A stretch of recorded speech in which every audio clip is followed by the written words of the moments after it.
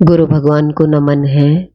देखिए, सुमिरन मेरा हरि करे, मैं पाऊं विश्राम। पूजा करूं ना जप करूं, मुंह से कहूं ना राम। ये कबीरदास जी का दोहा है। अब कबीरदास जी के दोहे को देखकर हम भी ये सोचें कि हमें कुछ करने की जरूरत नहीं है, तो ये अज्ञानता है। करके जब उन्होंने अपने आप को जान लिया कि मेरे अंदर से परमात्मा ही सब कुछ कर रहा है, भगवान ही मुझसे करवा रहे हैं, तो सारा सुमिरन कौन कर रहा है मेरे शरीर के द्वारा? भगवान। तो सुमिरन कौन कर रहे हैं? भगवान। कब जाना? जब अपने आप से इतनी अति कर दी भगवान के नाम की कि हाथ छूट गए, जुबान से बोलना बंद हो गया, कान से सुनना बंद हो गया, आंख से देखना बंद हो गया। पर इतना देखा कि आंख बंद हो गई, इतना सुना भगवान का नाम कि कान से सुनना बंद हो गया, इतना जीभ से रटा भगवान का नाम, रटते रटते उसमें लीन हो गया। वही बोल सकता है कि मुझे कुछ करने की जरूरत नहीं है। ये नहीं बोला कि मुझे करने की जरूरत नहीं है, कहते हैं अब भगवान करते हैं। मैं तो विश्राम में रहता हूं, अब भगवान करते हैं सब कुछ। जान लिया, अनुभव कर लिया। हम तो थोड़ा सा करके क्या कहने लग जाएं, अब तो भगवान करेंगे, हम तो समर्पित हो गए। पर क्या सच में इतना कर लिया कि भगवान पे छोड़ दिया? किया कुछ भी नहीं और छोड़ दिया।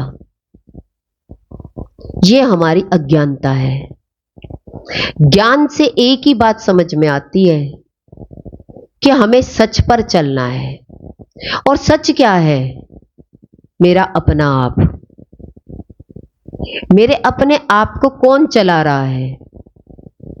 पर मैंने तो आज दिन तक बाहर पूछने में ही सारी जिंदगी लगा दी कि थोड़ा सा घर में व्यवहार खराब हुआ नहीं, ज्योतिष के पास भागे नहीं। खुद से मेहनत नहीं करनी, खुद से सही नहीं चलना, उल्टे काम इंसान करे, सीधे ज्योतिष करे। गुस्से में हम रहे, शांति में ज्योतिष। हमने हवन कराया, हमें मंत्र कुछ समझ में नहीं आए कि पंडित जी क्या बोल रहे हैं, उनका अर्थ पता नहीं, पर दूसरे ने कह दिया हवन करा लो, तो हमने भी लकड़ियां रख ली और उसमें घी डाल दिया। क्या हो गया? वायु शुद्ध हो गई। अशुद्ध हुई या नहीं हुई वो तो आपको मालूम ही नहीं है, ना आपको मंत्रों का अर्थ पड़ा है। बस पंडित जी बोल के चले गए, अब हमारे घर में शुद्धि हो गई। असली में जानना कि मंत्रों की आहुति क्या होती है, अपने आप को चढ़ाना, अपने आप को परमात्मा के प्रति समर्पित करना। सारी दुनिया के आगे समर्पित हो गए, झूठ के आगे समर्पित हो गए, सच के आगे होकर दिखाते। सच तो गुरु ने बताया तुम आत्मा हो, शरीर हो ही नहीं। समर्पण का नाम लिया तो हम समर्पण में कहां गए? हमने तो घर में ना सबके आगे समर्पण कर दिया, और जितनी मूर्तियां थी उनके आगे भी। आज दिन तक कोई मंदिर नहीं छोड़े, कोई तीर्थ नहीं छोड़े। आपको मालूम है मैंने बड़े बड़े तीर्थ किए हैं। कौन कौन से? अमरनाथ, बद्रीनाथ, केदारनाथ, पशुपतिनाथ, वैद्यनाथ,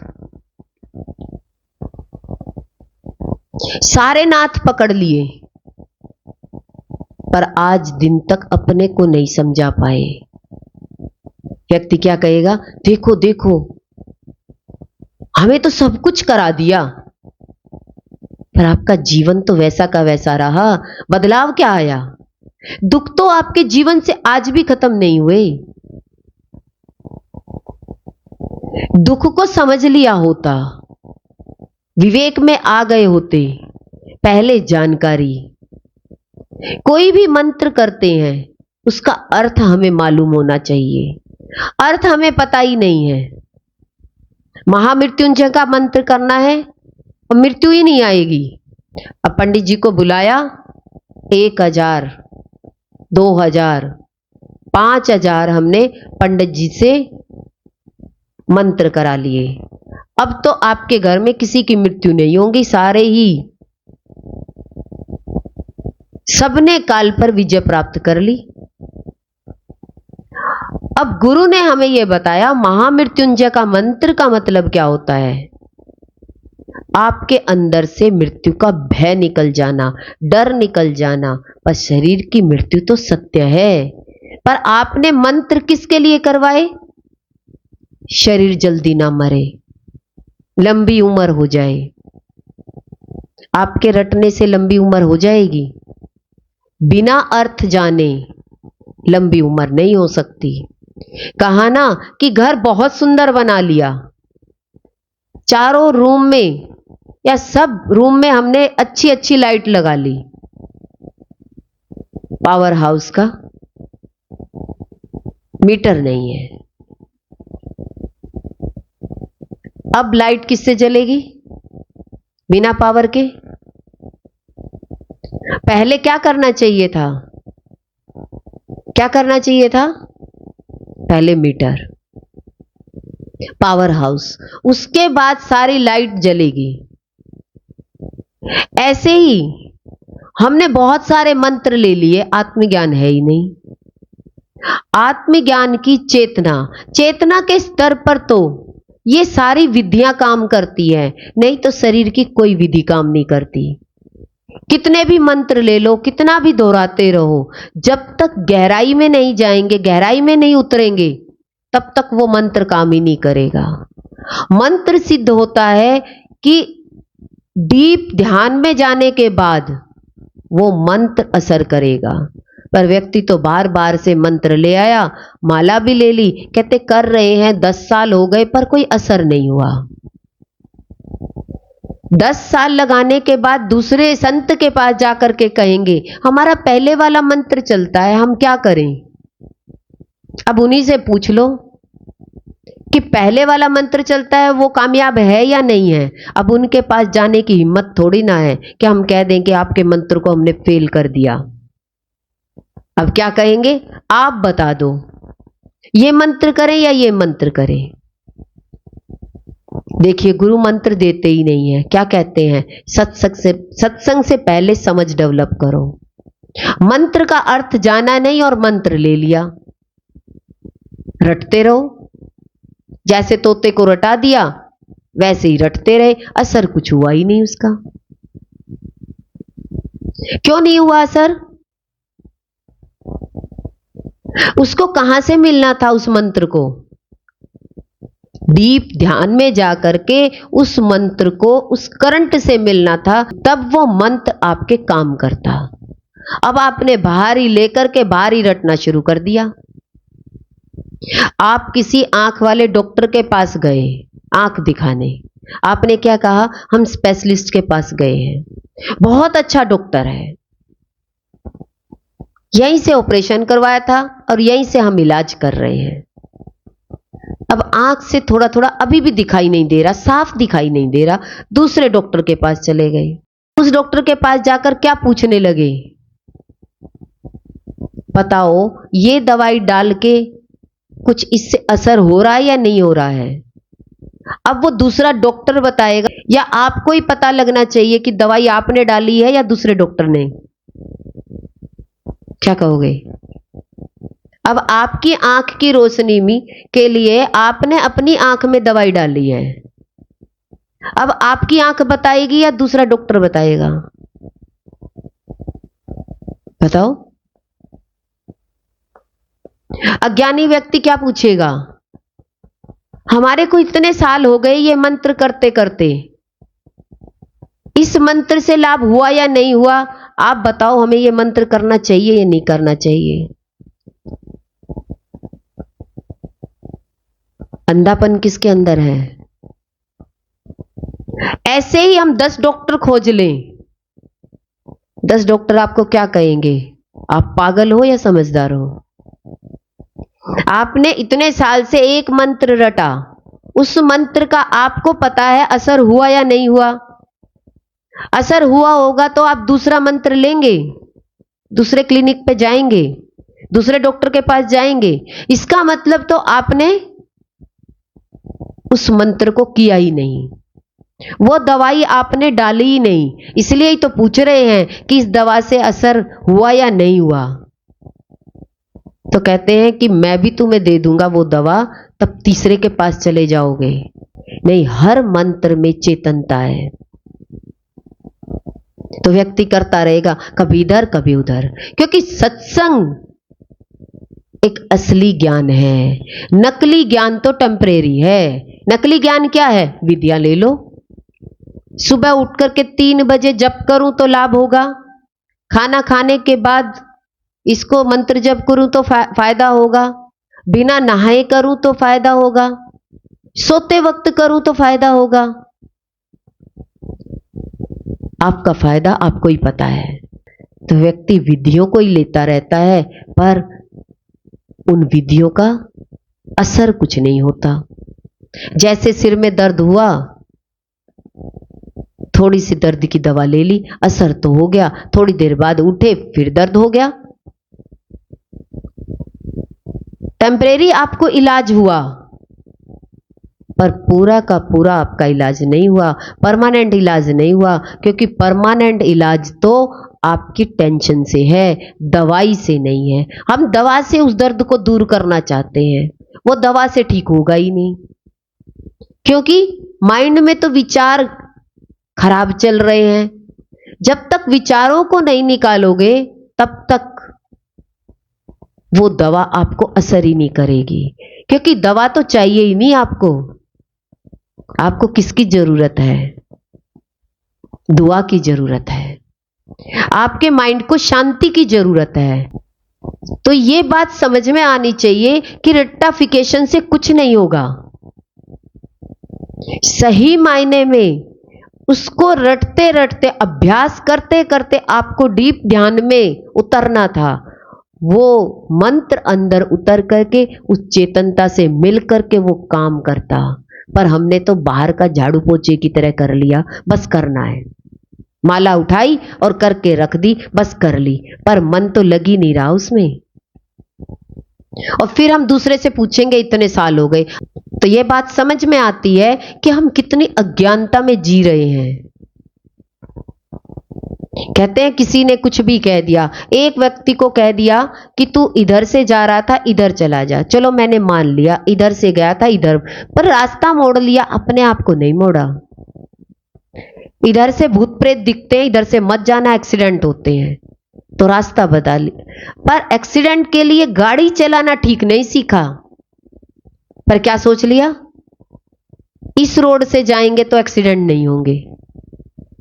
पर मन का एक्सीडेंट तो आपका खुद का ही होता है।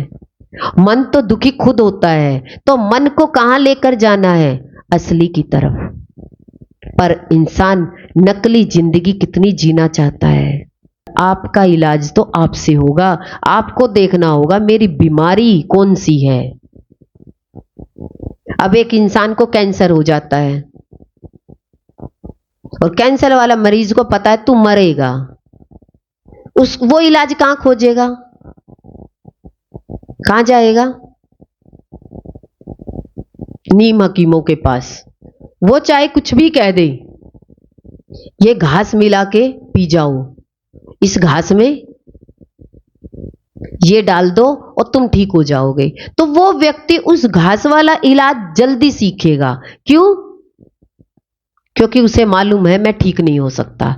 ऐसे ही अज्ञानी व्यक्ति, अंधविश्वासी व्यक्ति बाहर के छोटे नकली धंधों को जल्दी स्वीकार करेगा। अरे पति पत्नी का झगड़ा है, किसी ज्योतिष से पूछ लो क्यों झगड़ा हो रहा है,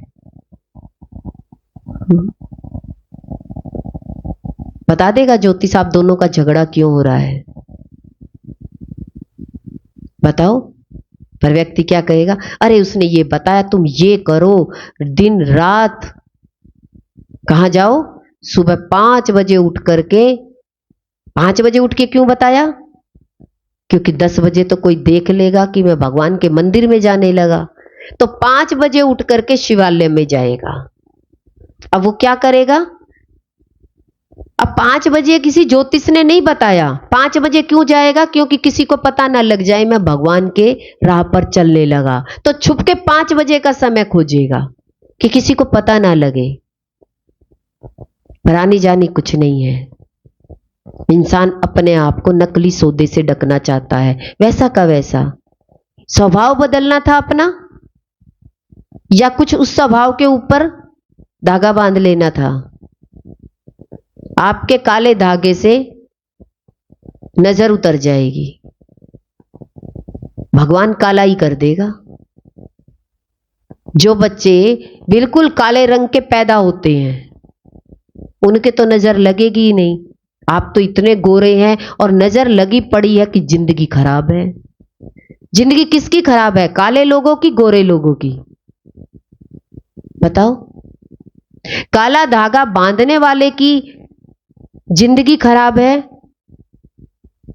गोरे ने काला धागा बांध लिया, जिंदगी गोरे की खराब है या काले की? काले को कुछ बांधना ही नहीं पड़ा, काला खुश है। तो हरेक व्यक्ति देखिए कौन सी चाल चलना चाहता है, झूठ की, सच की? सच की चाल पर चलने के लिए खुद को चलना पड़ेगा, पढ़े लिखों के पास बैठना पड़ेगा। पढ़ा लिखा विधि नहीं देता, ये नहीं कहता तुम ये धागा बांध लो, ये नहीं कहता तुम ये जप लो, वो ये कहता है सामने बैठो और जो मैं कहूं वो करना। सारे धर्मों को त्याग कर मेरी शरण में आ जा, सारे स्वधर्म छोड़ दे, मेरी शरण में आ जा।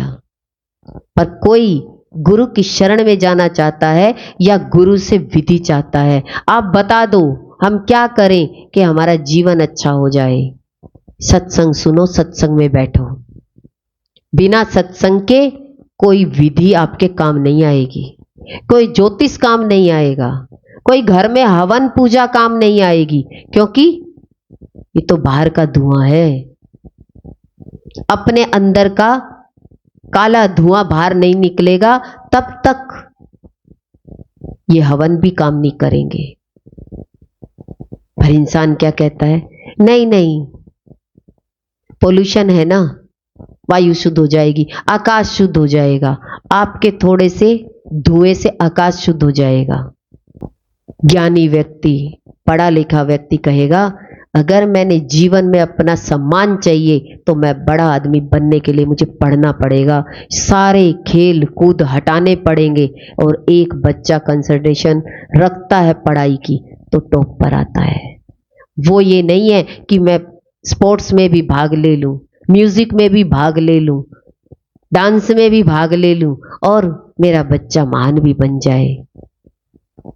फिर वो डांस ही करता रहेगा, फिर वो पढ़ाई की बुक लेकर नहीं बैठेगा। उसके पास वही समय है, ये शरीर तो उतना ही काम करेगा, पर इस मन को अगर फोकस भगवान में, संसार के कामों में करोगे तो संसार के बहुत सारे काम हैं, पर सारे संसार के काम फेल है, एक में भी पास नहीं है। शरीर के सारे कर्म आखिरी में फेल करते हैं। मृत्यु तो निश्चित है ना शरीर की, तो फेल होंगे पास होंगे? कितनी करामातें दिखाओगे इस शरीर से? इस अहंकार से कितने अपने आप को पुष्ट करके दिखाओगे? आखिर ये अहंकार मारा जाएगा, ये शरीर मारा जाएगा, एक दिन मरेगा। ना मरे उसका ज्ञान लो। आत्मा ना मरता है, ना जलता है, ना गलता है। आत्मज्ञान लेकर के सारी विधियों को अपनाओगे तो सारी विधि काम आ जाएगी, और आत्मज्ञान प्राप्त नहीं किया तो सारी विधि फेल है। कितने भी पूजा पाठ करें, कितने भी व्रत नियम करें, आत्मज्ञान के बिना, बिना उस चेतना शक्ति के कोई शक्ति काम नहीं करती। इसलिए पहले अपने आप को जगाना आत्मज्ञान के प्रति। जब जाग जाओगे तो छोटा सा भी मंत्र काम कर जाएगा। ब्रह्मज्ञानी का ब्रह्म ज्ञान, ब्रह्मज्ञानी की स्त्री ज्ञान, ब्रह्म ज्ञानी के बच्चे ज्ञान, पहले ब्रह्म ज्ञान, अपने जीवन में पहले आत्मज्ञान। जब आत्मा ना मरता है तो उसका ज्ञान होना चाहिए, और सारा अज्ञान तो फिर रह जाए, कोई फर्क नहीं पड़ता। फिर अज्ञानता में रहो तब भी ज्ञानी हो। और 60 साल लगा दिए संसार के बच्चों के कर्तव्य कर्म, पति के कर्तव्य कर्म, ये कर्तव्य कर्म अपने मानते हो, ये तो सारे कर्तव्य कर्म घटिया है। घटिया कर्मों को लेकर के कहते हैं कर्तव्य कर्म। मानव चोले में कर्तव्य कर्म है तो अपने आत्मा की तरफ जाना, अपनी आत्मा की तरफ जाना। ये तो सही करने वाले, बच्चे को सही बिठाने वाले तो टीचर है, वो बिठा लेगी। आप छोड़ के चले जाओ, वो डंडा दिखाएगी, आराम से बैठ जाएगा। आप तो क्या डिसिप्लिन में लेकर आओगे, स्कूल के टीचर्स ले आएंगे। ऐसे ही अध्यात्म के लिए गुरु की जरूरत है।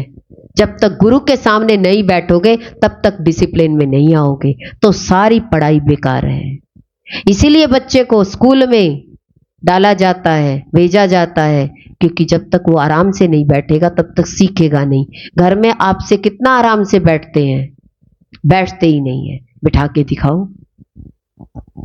ऐसे ही पूजा पाठ में तो उटपटांग कैसे भी बैठ जाओ, पर गुरु के सानिध्य में आप उल्टे सीधे नहीं बैठ सकते। एक नौकर होता है, 1000 काम करता है, मालिक की आज्ञा में चलता है। 1000 काम उसके लिए सही है या मालिक की आज्ञा में चलना? तो ये दिखाई देगा, देखो ये 1000 काम कर रहा है, नौकर कितना अच्छा है। 1000 काम मायने नहीं रखते, पर मालिक जो कहे और नौकर उसकी आज्ञा में चले, आज्ञा में चलना महत्वपूर्ण है, 1000 काम महत्वपूर्ण नहीं है। ऐसे ही गुरु के सामने आकर के 1000 विधियां अपना लो या गुरु की आज्ञा में चल लो, कौन सा अच्छा है? आप 100 काम करें वो अच्छा है अपनी मर्जी से, या गुरु की आज्ञा में चले वो अच्छा है? दास वही है जो गुरु की आज्ञा से चलता है, फिर तो चाहे 1000 काम करे। ऐसे ही दुनिया में चाहे तुम हजारों विधियां अपना लो, आपके विधि कौन सी काम आएगी? वही आपने चुनाव नहीं किया तो 1000 विधियां सब बेकार है। अब 1000 विधियों को चुनोगे बहुत सारे कामों के। मैंने तो घर में इतने सारे काम किए, मैं नौकरी करता हूं, मैं बच्चों को पालता हूं, पर भगवान के ध्यान में नहीं बैठा तो तेरी सारी विधियां बेकार है। इसीलिए कहा हजारों मंत्र करना, हजारों साधना करना, जब तक गुरु के सानिध्य में बैठ करके आत्मज्ञान नहीं लिया तब तक तो ऐसा ज्ञान है जैसे बिना मीटर के, बिना पावर हाउस के सारी लाइट लगी पड़ी है पर जल कोई सी भी नहीं रही। तो कितनी भी विधियां घर में बना लो, हम ये करते हैं, सोमवार को ये करते हैं, मंगलवार को ये करते हैं, कहते कितनी विधियां बना लो, सारी जिंदगी लगा लो, सारी विधियां फेल हो जाएंगे बिना आत्मज्ञान के। इसीलिए भगवान कृष्ण अर्जुन को एक ही बात कहते हैं, मेरी शरण में आ और जब मैं जो कहूं मैं बताऊंगा तुझे दाएं चलना है या बाएं चलना है। सच्चा व्यक्ति इस झूठ में टाइम नहीं निकालता, कहता है नहीं, शरीर एक दिन मेरे को हराएगा, इस शरीर को जीतने के लिए मुझे आत्मज्ञान चाहिए। गुरु भगवान के शुक्राने हैं।